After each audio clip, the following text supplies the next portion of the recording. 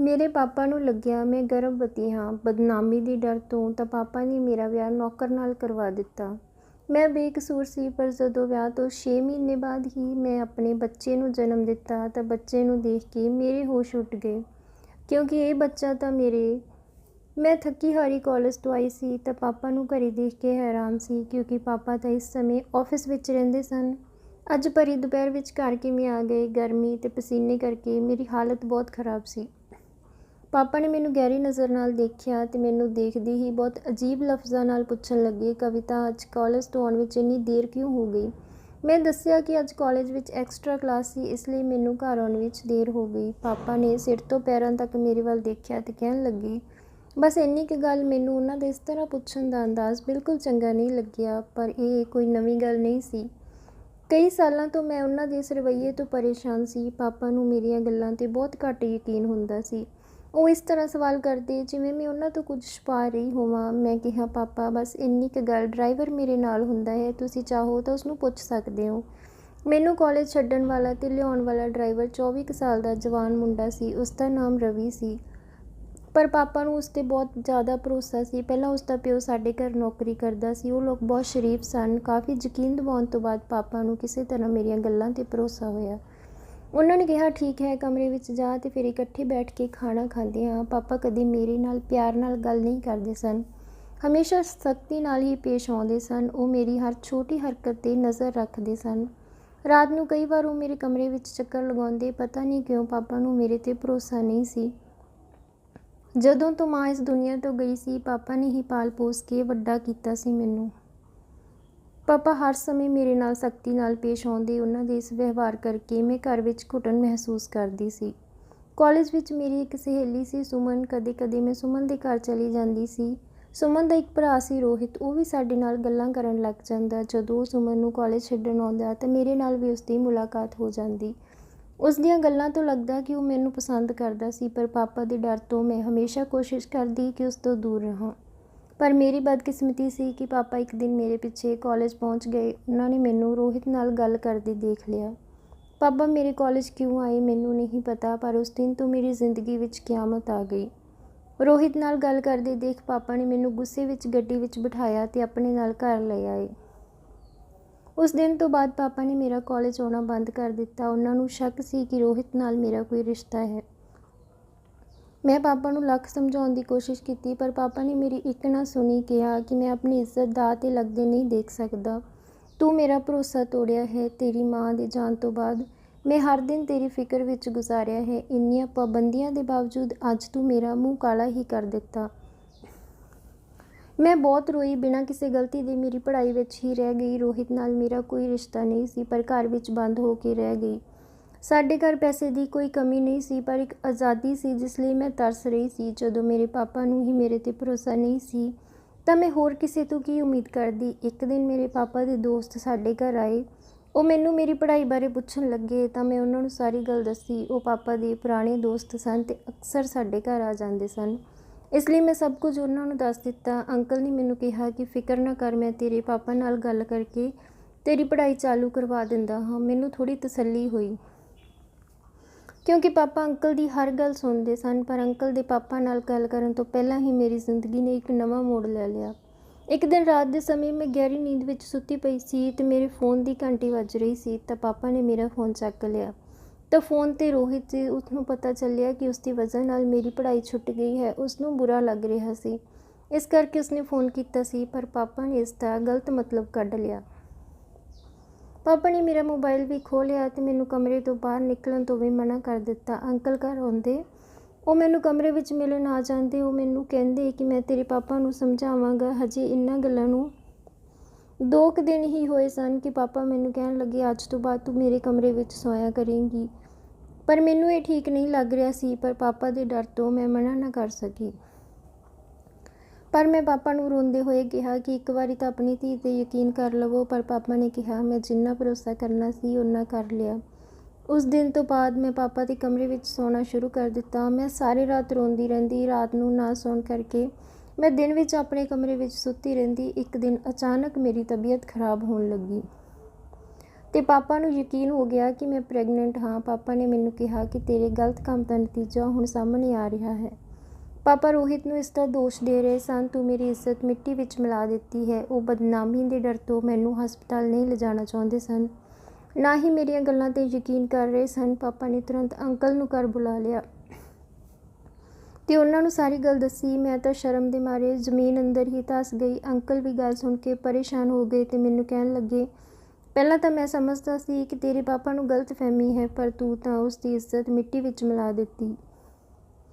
ਅਜਿਹਾ ਕਰਨ ਤੋਂ ਪਹਿਲਾਂ ਤੂੰ ਇੱਕ ਵਾਰ ਵੀ ਆਪਣੇ ਪਾਪਾ ਬਾਰੇ ਨਹੀਂ ਸੋਚਿਆ। ਅੰਕਲ ਨੇ ਪਾਪਾ ਨੂੰ ਸਲਾਹ ਦਿੱਤੀ ਕਿ ਰਾਤੋਂ ਰਾਤ ਮੇਰਾ ਵਿਆਹ ਕਰ ਦਿੱਤਾ ਜਾਵੇ ਤਾਂ ਕਿ ਇਸ ਬੱਚੇ ਨੂੰ ਪਿਤਾ ਦਾ ਨਾਮ ਮਿਲ ਜਾਵੇ ਤੇ ਬਦਨਾਮੀ ਤੋਂ ਵੀ ਬਚ ਜਾਵਾਂਗੇ। ਮੈਨੂੰ ਅੰਕਲ ਤੋਂ ਇਸ ਤਰ੍ਹਾਂ ਦੀ ਉਮੀਦ ਨਹੀਂ ਸੀ। ਫਿਰ ਰਵੀ ਚਾਹ ਬਣਾ ਕੇ ਲੈ ਆਇਆ। ਪਾਪਾ ਨੇ ਅਚਾਨਕ ਰਵੀ ਨੂੰ ਪੁੱਛ ਲਿਆ ਕਿ ਤੂੰ ਕਵਿਤਾ ਨਾਲ ਵਿਆਹ ਕਰੇਂਗਾ। ਪਾਪਾ ਦੀ ਇਹ ਗੱਲ ਸੁਣ ਕੇ ਉਹ ਹੈਰਾਨ ਹੋ ਗਿਆ। ਮੇਰੇ ਤਾਂ ਪੈਰਾਂ ਥੱਲਿਓਂ ਜ਼ਮੀਨ ਖਿਸਕ ਗਈ ਕਿ ਕਿਵੇਂ ਮੇਰਾ ਵਿਆਹ ਪਾਪਾ ਨੌਕਰ ਨਾਲ ਕਰਵਾ ਸਕਦੇ ਹਨ, ਜਦੋਂ ਕਿ ਮੇਰੀ ਤਾਂ ਕੋਈ ਗਲਤੀ ਨਹੀਂ ਸੀ ਤੇ ਨਾ ਹੀ ਮੈਂ ਪ੍ਰੈਗਨੈਂਟ ਸੀ। ਰਵੀ ਨੇ ਕਿਹਾ, ਮੈਂ ਕਵਿਤਾ ਮੈਡਮ ਨਾਲ ਕਿਵੇਂ ਵਿਆਹ ਕਰਵਾ ਸਕਦਾ ਹਾਂ। ਪਾਪਾ ਨੇ ਉਸ ਨੂੰ ਸਮਝਾਉਂਦੇ ਹੋਏ ਕਿਹਾ ਕਿ ਜੋ ਮੇਰੇ ਨਾਲ ਵਿਆਹ ਕਰ ਲੈਂਦਾ ਹੈ ਤਾਂ ਉਸ ਦੀ ਜ਼ਿੰਦਗੀ ਬਦਲ ਦੇਣਗੇ, ਉਸ ਦੇ ਮਾਂ-ਪਿਓ ਦੀਆਂ ਵੀ ਸਾਰੀਆਂ ਜ਼ਰੂਰਤਾਂ ਪੂਰੀਆਂ ਕਰਨਗੇ। ਪਾਪਾ ਦੇ ਇੰਨਾ ਸਮਝਾਉਣ ਤੋਂ ਬਾਅਦ ਉਹ ਵਿਆਹ ਲਈ ਤਿਆਰ ਹੋ ਗਿਆ ਤੇ ਅਗਲੇ 1-2 ਦਿਨ ਤੱਕ ਮੇਰਾ ਵਿਆਹ ਰਵੀ ਨਾਲ ਕਰ ਦਿੱਤਾ ਗਿਆ। ਮੈਂ ਨਾ ਚਾਹੁੰਦੇ ਹੋਏ ਵੀ ਰਵੀ ਨਾਲ ਵਿਆਹ ਕਰਨਾ ਪਿਆ। ਪਾਪਾ ਨੇ ਰਵੀ ਨੂੰ ਤੋਹਫੇ ਵਜੋਂ ਇੱਕ ਫਲੈਟ ਦੇ ਦਿੱਤਾ। ਵਿਆਹ ਤੋਂ ਬਾਅਦ ਰਵੀ ਮੈਨੂੰ ਉਸੇ ਫਲੈਟ ਵਿੱਚ ਲੈ ਆਇਆ। ਰਵੀ ਨੂੰ ਮੈਂ ਆਪਣਾ ਪਤੀ ਹੋਣ ਦਾ ਕੋਈ ਹੱਕ ਨਹੀਂ ਦਿੱਤਾ। ਮੈਂ ਤੇ ਰਵੀ ਅਲੱਗ-ਅਲੱਗ ਕਮਰੇ ਵਿੱਚ ਰਹਿੰਦੇ ਸੀ। ਰਵੀ ਨੂੰ ਮੇਰੇ ਤੋਂ ਕੋਈ ਸ਼ਿਕਾਇਤ ਨਹੀਂ ਸੀ। ਉਹ ਮੈਨੂੰ ਖੁਸ਼ ਰੱਖਣ ਦੀ ਕੋਸ਼ਿਸ਼ ਵਿੱਚ ਲੱਗਿਆ ਰਹਿੰਦਾ। ਵਿਆਹ ਤੋਂ 2 ਕੁ ਮਹੀਨੇ ਬਾਅਦ ਮੇਰੀ ਤਬੀਅਤ ਖਰਾਬ ਹੋ ਗਈ ਤੇ ਮੇਰਾ ਪੇਟ ਵੀ ਦੱਸਣ ਲੱਗਿਆ ਕਿ ਮੈਂ ਪ੍ਰੈਗਨੈਂਟ ਹਾਂ, ਪਰ ਮੈਨੂੰ ਯਕੀਨ ਨਹੀਂ ਸੀ ਕਿਉਂਕਿ ਮੇਰੀ ਨਜ਼ਰ ਵਿੱਚ ਮੈਂ ਕੋਈ ਗਲਤ ਕੰਮ ਨਹੀਂ ਕੀਤਾ ਸੀ। ਪਰ ਜਦੋਂ ਡਾਕਟਰ ਨੂੰ ਦਿਖਾਇਆ ਤਾਂ ਮੈਂ ਸੱਚਮੁੱਚ ਹੀ ਪ੍ਰੈਗਨੈਂਟ ਸੀ। ਜਦੋਂ ਮੈਂ ਕੁਝ ਗਲਤ ਕੀਤਾ ਹੀ ਨਹੀਂ ਤਾਂ ਉਹ ਬੱਚਾ ਮੇਰੇ ਪੇਟ ਵਿੱਚ ਕਿਵੇਂ ਆਇਆ। ਰਵੀ ਮੇਰਾ ਪਹਿਲਾਂ ਤੋਂ ਵੀ ਜ਼ਿਆਦਾ ਧਿਆਨ ਰੱਖਣ ਲੱਗਿਆ। ਉਹ ਮੈਨੂੰ ਹਰ ਸਮੇਂ ਖੁਸ਼ ਰੱਖਣ ਦੀ ਕੋਸ਼ਿਸ਼ ਕਰਦਾ। ਉਸ ਦਾ ਪਿਆਰ ਦੇਖ ਕੇ ਹੁਣ ਮੈਨੂੰ ਵੀ ਉਸ ਨਾਲ ਪਿਆਰ ਹੋਣ ਲੱਗਿਆ ਸੀ, ਕਿਉਂਕਿ ਪਹਿਲੀ ਵਾਰ ਮੈਂ ਆਪਣੀ ਜ਼ਿੰਦਗੀ ਵਿੱਚ ਅਜਿਹਾ ਇਨਸਾਨ ਦੇਖਿਆ ਸੀ ਜੋ ਮੇਰੀ ਹਰ ਗੱਲ ਮੰਨਦਾ ਸੀ ਤੇ ਬਿਨਾਂ ਕਿਸੇ ਸਵਾਰਥ ਦੇ ਮੇਰਾ ਇੰਨਾ ਧਿਆਨ ਰੱਖਦਾ ਸੀ। ਉਸਨੇ ਕਦੇ ਬੱਚੇ ਬਾਰੇ ਕੋਈ ਸਵਾਲ ਨਹੀਂ ਕੀਤਾ। ਉਹ ਬਹੁਤ ਨੇਕ ਦਿਲ ਇਨਸਾਨ ਸੀ। ਪਰ ਮੈਨੂੰ ਇਹ ਸਮਝ ਨਹੀਂ ਆ ਰਿਹਾ ਸੀ ਕਿ ਮੇਰੇ ਨਾਲ ਅਜਿਹਾ ਕਿਸ ਨੇ ਕੀਤਾ। ਮੈਂ ਹਮੇਸ਼ਾ ਅਜਿਹਾ ਹੀ ਸੋਚਦੀ ਰਹਿੰਦੀ। ਫਿਰ ਮੇਰੀ ਡਿਲੀਵਰੀ ਦਾ ਸਮਾਂ ਆਇਆ। ਇੱਕ ਬੇਟੇ ਨੂੰ ਜਨਮ ਦਿੱਤਾ, ਪਰ ਮੈਂ ਬੱਚੇ ਨੂੰ ਦੇਖਿਆ ਤੱਕ ਨਹੀਂ ਕਿਉਂਕਿ ਉਸ ਬੱਚੇ ਕਰਕੇ ਮੇਰੀ ਜ਼ਿੰਦਗੀ ਬਰਬਾਦ ਹੋ ਗਈ ਸੀ। ਜਦੋਂ ਰਵੀ ਨੇ ਦੇਖਿਆ ਕਿ ਮੈਂ ਬੱਚੇ ਨੂੰ ਨਫ਼ਰਤ ਕਰਦੀ ਹਾਂ ਤਾਂ ਉਸਨੇ ਉਸ ਬੱਚੇ ਨੂੰ ਪਿਆਰ ਨਾਲ ਗੋਦ ਵਿੱਚ ਲਿਆ ਤੇ ਉਹੀ ਉਸ ਬੱਚੇ ਦਾ ਖਿਆਲ ਰੱਖਣ ਲੱਗਾ। ਘਰ ਆਉਣ ਤੋਂ ਬਾਅਦ ਉਸਨੇ ਮੇਰਾ ਤੇ ਬੱਚੇ ਦਾ ਪੂਰਾ ਧਿਆਨ ਰੱਖਿਆ। ਮੈਂ ਇੱਕ ਦਿਨ ਉਸਨੂੰ ਪੁੱਛ ਹੀ ਲਿਆ ਕਿ ਤੂੰ ਇੱਕ ਨਜਾਇਜ਼ ਬੱਚੇ ਨੂੰ ਇੰਨੇ ਪਿਆਰ ਨਾਲ ਕਿਵੇਂ ਅਪਣਾ ਲਿਆ। ਤੈਨੂੰ ਤਾਂ ਚੰਗੀ ਤਰ੍ਹਾਂ ਪਤਾ ਹੈ ਕਿ ਇਹ ਬੱਚਾ ਤੇਰਾ ਨਹੀਂ ਹੈ। ਕੁਝ ਦੇਰ ਚੁੱਪ ਰਹਿਣ ਤੋਂ ਬਾਅਦ ਉਸਨੇ ਮੈਨੂੰ ਕਿਹਾ, ਕਵਿਤਾ, ਤੇਰੇ ਨਾਲ ਜੁੜੀ ਹਰ ਚੀਜ਼ ਮੇਰੀ ਜ਼ਿੰਮੇਵਾਰੀ ਹੈ ਤੇ ਮੈਨੂੰ ਬਹੁਤ ਪਿਆਰੀ ਵੀ ਹੈ। 1 ਮਹੀਨਾ ਹੋ ਗਿਆ ਪਰ ਮੈਂ ਬੱਚੇ ਨੂੰ ਹਜੇ ਤੱਕ ਗੋਦ ਵਿੱਚ ਨਹੀਂ ਚੁੱਕਿਆ ਸੀ। ਰਵੀ ਹੀ ਦਿਨ ਰਾਤ ਉਸ ਦਾ ਖਿਆਲ ਰੱਖਦਾ। ਮੈਂ ਹਮੇਸ਼ਾ ਰੋਂਦੀ ਰਹਿੰਦੀ, ਆਪਣੀ ਬਦਨਸੀਬੀ ਨੂੰ ਕੋਸਦੀ ਰਹਿੰਦੀ। ਮੇਰਾ ਇਹ ਹਾਲ ਦੇਖ ਕੇ ਇੱਕ ਦਿਨ ਰਵੀ ਮੇਰੇ ਕੋਲ ਆਇਆ ਤੇ ਕਹਿਣ ਲੱਗਾ, ਮੈਥੋਂ ਤੇਰੀ ਇਹ ਹਾਲਤ ਦੇਖੀ ਨਹੀਂ ਜਾਂਦੀ। ਕੀ ਤੂੰ ਜਾਣਨਾ ਚਾਹੁੰਦੀ ਹੈ ਕਿ ਇਹ ਬੱਚਾ ਕਿਸ ਦਾ ਹੈ? ਮੈਂ ਉਸ ਦੇ ਮੂੰਹੋਂ ਇਹ ਗੱਲ ਸੁਣ ਕੇ ਹੈਰਾਨ ਹੁੰਦੇ ਹੋਏ ਕਿਹਾ, ਹਾਂ ਮੈਂ ਜਾਣਨਾ ਹੈ, ਜਲਦੀ ਦੱਸ ਮੈਨੂੰ। ਉਸਨੇ ਮੈਨੂੰ ਕਿਹਾ, ਪਹਿਲਾਂ ਵਾਅਦਾ ਕਰ ਕਿ ਤੂੰ ਇਹ ਕਿਸੇ ਨੂੰ ਨਹੀਂ ਦੱਸੇਂਗੀ ਕਿਉਂਕਿ ਇਸ ਦਾ ਬੁਰਾ ਅਸਰ ਬੱਚੇ ਦੇ ਭਵਿੱਖ 'ਤੇ ਪਵੇਗਾ। ਇਸ ਵਿੱਚ ਇਸ ਮਾਸੂਮ ਦਾ ਕੋਈ ਕਸੂਰ ਨਹੀਂ ਹੈ। ਮੈਂ ਕਿਸੇ ਵੀ ਹਾਲਤ ਵਿੱਚ ਸੱਚ ਜਾਣਨਾ ਚਾਹੁੰਦੀ ਸੀ, ਇਸ ਲਈ ਮੈਂ ਰਵੀ ਨਾਲ ਵਾਅਦਾ ਕਰ ਲਿਆ। ਪਰ ਉਸਦੇ ਮੂੰਹੋਂ ਸੱਚ ਸੁਣ ਕੇ ਮੇਰੇ ਪੈਰਾਂ ਥੱਲੇ ਜ਼ਮੀਨ ਖਿਸਕ ਗਈ ਕਿਉਂਕਿ ਬੱਚੇ ਦਾ ਪਿਓ ਉਹ ਇਨਸਾਨ ਸੀ ਜਿਸ 'ਤੇ ਮੈਂ ਅੱਖਾਂ ਬੰਦ ਕਰਕੇ ਭਰੋਸਾ ਕਰਦੀ ਸੀ।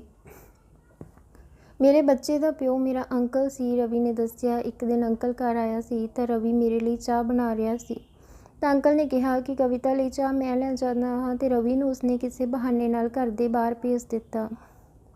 ਉਦੋਂ ਮੈਨੂੰ ਯਾਦ ਆਇਆ ਕਿ ਅੰਕਲ ਮੇਰੇ ਲਈ ਇੱਕ ਦਿਨ ਚਾਹ ਲੈ ਕੇ ਆਏ ਸਨ ਤੇ ਮੈਨੂੰ ਪਤਾ ਨਹੀਂ ਸੀ ਕਿ ਪਿਤਾ ਸਮਾਨ ਉਸ ਇਨਸਾਨ ਦੇ ਦਿਲ ਵਿੱਚ ਪਾਪ ਸੀ।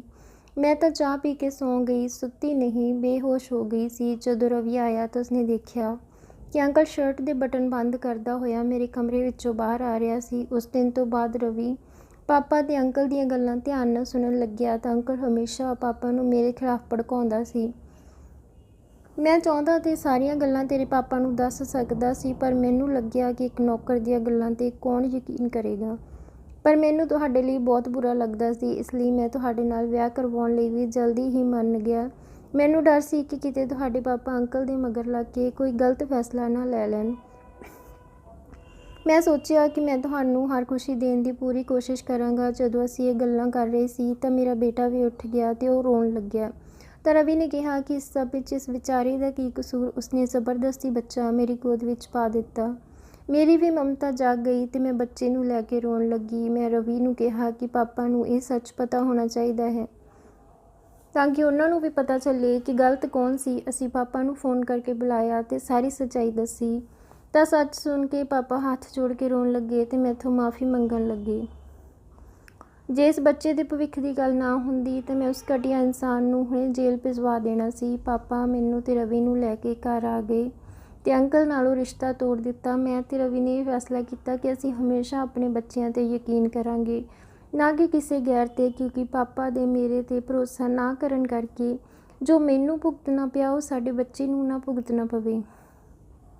ਅੰਤ ਵਿੱਚ ਇਹੀ ਕਹਿ ਸਕਦੇ ਹਾਂ ਕਿ ਆਪਣੇ ਬੱਚਿਆਂ ਨੂੰ ਸਮਝੋ, ਉਹਨਾਂ 'ਤੇ ਭਰੋਸਾ ਕਰੋ, ਨਾ ਕਿ ਕਿਸੇ ਬਾਹਰ ਵਾਲਿਆਂ ਦੀਆਂ ਗੱਲਾਂ ਵਿੱਚ ਆ ਕੇ ਆਪਣੇ ਬੱਚਿਆਂ ਲਈ ਕੋਈ ਅਜਿਹਾ ਫੈਸਲਾ ਲਵੋ ਜੋ ਕਿ ਤੁਹਾਡੇ ਬੱਚਿਆਂ ਦੀ ਜ਼ਿੰਦਗੀ ਬਰਬਾਦ ਕਰ ਦੇਵੇ। ਤਾਂ ਦੋਸਤੋ, ਇਹ ਸੀ ਅੱਜ ਦੀ ਕਹਾਣੀ। ਉਮੀਦ ਕਰਦੇ ਹਾਂ ਤੁਹਾਨੂੰ ਕਹਾਣੀ ਵਧੀਆ ਲੱਗੀ ਹੋਵੇਗੀ। ਤਾਂ ਵੀਡੀਓ ਨੂੰ ਲਾਈਕ ਤੇ ਸ਼ੇਅਰ ਜ਼ਰੂਰ ਕਰ ਦਿਓ ਤੇ ਚੈਨਲ ਨੂੰ ਵੀ ਜ਼ਰੂਰ ਸਬਸਕ੍ਰਾਈਬ ਕਰਿਓ। ਵੀਡੀਓ ਨੂੰ ਅੰਤ ਤੱਕ ਦੇਖਣ ਲਈ ਤੁਹਾਡਾ ਬਹੁਤ ਬਹੁਤ ਧੰਨਵਾਦ।